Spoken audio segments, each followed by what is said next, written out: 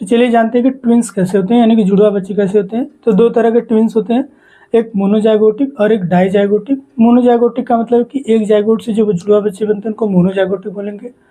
Dizygotic का मतलब यहाँ पे दो जाइगोट होंगे। तो चलिए देखते हैं। तो अगर हम बात करें मोनोजाइगोटिक ट्विंस की, तो ये तब होता है जब निषेचन के चौथे दिन मोरुला अवस्था आ जाती है, जब मोरुला बन जाता है। तो मोरुला में क्या है कि 8 से 16 सेल होती हैं, और ये 8 से 16 सेल जो हैं वो इस तरह से दो सेल में डिवाइड हो जाए, यानी कि कुछ सेल इधर हो जाए और कुछ सेल इधर हो जाए। तो इस तरह से दो मोरुला सेल का निर्माण हो जाएगा, जिसके बाद एक मोरुला इस सेंट्रोमीटियम में और एक मोरुला इस सेंट्रोमीटियम के अंदर स्थापित हो जाएगा ब्लास्टुलावस्था के बाद, जो कि निषेचन के 7वें दिन होता है। तो अब यहाँ पर एक ही मोरुला से दो मोरुला का निर्माण हुआ है।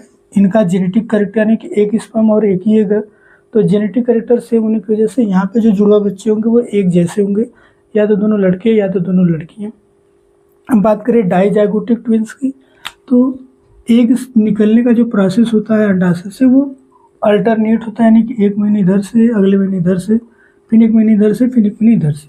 लेकिन किसी हार्मोनल गड़बड़ी की वजह से सेम एक ही महीने में इधर से भी एक निकल जाए और इधर से भी निकल जाए। तो ऐसी कंडीशन में इसे अलग स्पर्म निषेचित करेगा, इसे अलग स्पर्म निषेचित करेगा।